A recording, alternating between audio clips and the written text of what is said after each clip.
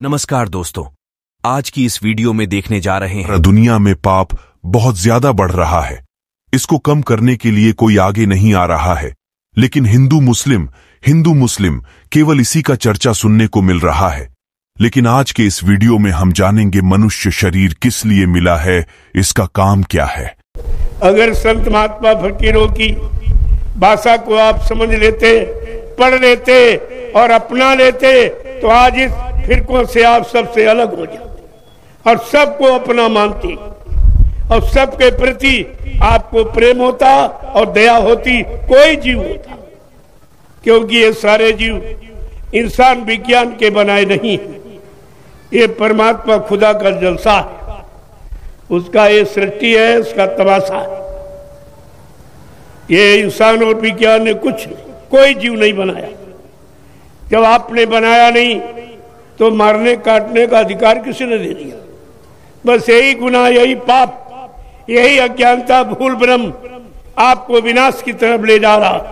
तुमने जिसको काटा है निश्चित तुम काटे जाओगे, तुमने जिसको मारा है निश्चित तुम मारे जाओगे।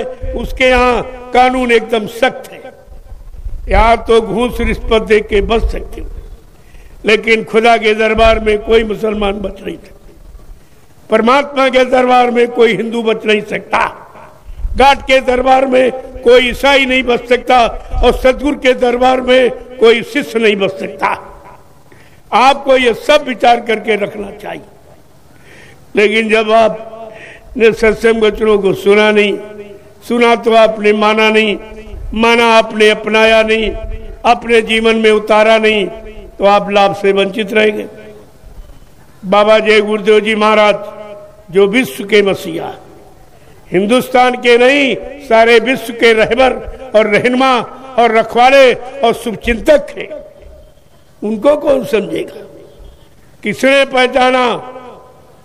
जो 60 वर्ष साथ में रहे वो नहीं पहचान पाए।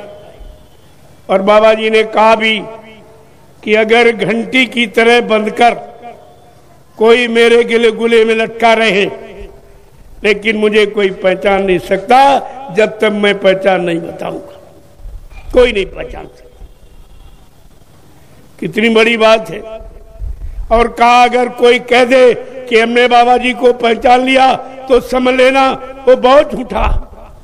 मुझे इस सृष्टि में कोई नहीं पहचान सकता जब तक मैं अपनी पहचान नहीं दूंगा। क्योंकि तुम्हारे पास बाहर की पहचान, 2 आंखें 2 कान है, इनके हाथ और पैर अपने जैसा। अरे तुम्हारे जैसे होते तो तुमको मोक्ष और मुक्ति कैसे दिलाते? तुम्हारी जीवात्मा को उद्धार कैसे कराते?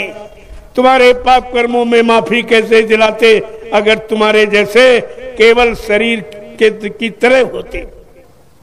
वो शरीर तो मानव की शक्ल है, ये बाहर की शक्ल है, क्योंकि आज सारी जीवात्माएं इसी मानव शक्ल में बैठी और वो जीवात्मा के उद्धार कल्याण के लिए आते। अगर मानव शरीर न धारण करे तो आप उनकी कोई बात नहीं समझ पाओ, कोई इशारा, कोई वचन आप समझ नहीं सकते। इसलिए जीवात्माओं के कल्याण के लिए उन्होंने मानव तन धारण किया है, नहीं धारण किया। पहले धारण की बात समझो। उन्होंने धारण किया कि इन जीवात्माओं का कल्याण हो जाए, इनका उद्धार हो जाए, क्योंकि जीवात्मा उनकी ही है। अपने को अपने की चिंता होती है, पड़ोसियों को कोई चिंता नहीं। ये सब पड़ोसी हैं, चाहे ब्रह्मलोक के ब्रह्मा हो, चाहे विष्णु लोक के विष्णु हो, चाहे शिवलोक के शंकर हो, चाहे साकेत लोक के भगवान राम, और गोलोक के भगवान कृष्ण और देवलोक के चाहे देवी देवता, ये सब पड़ोसी। ये तुम्हारी जीवात्मा का कल्याण नहीं कर सकती। जब अपनी जीवात्मा का कल्याण नहीं कर पाए, आज भी अपने लोक मंडल मुकाम में बैठे हुए हैं, सब कुछ राज और सुख तो भोग रहे, लेकिन अपनी जीवात्मा का कल्याण नहीं कर पा रहे। जीवात्मा का कल्याण जब ही होगा जब ये मृत लोक मंडल में मानव शरीर में जीवात्मा आएगी। मानव शरीर के जानकार संत महात्मा फकीर मिलेंगे, वो नाम की युक्ति, नाम की बख्शीश करेंगे, और जब वो नाम की कमाई जीवात्मा रुख करेगी तो अपने घर को चली जाएगी। ये संसार की कमाई, दाम की कमाई, सामान की कमाई, मान सम्मान की कमाई नहीं, नाम की कमाई।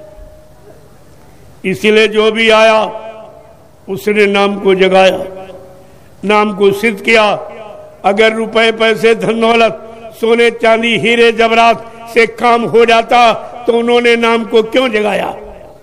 इतनी भी बात तुम्हारी समझ में नहीं आई कि हमारा जड़ वस्तुओं से हमारी चेतन जीवात्मा का कभी जागरण, कभी उद्धार कल्याण नहीं हो सकता।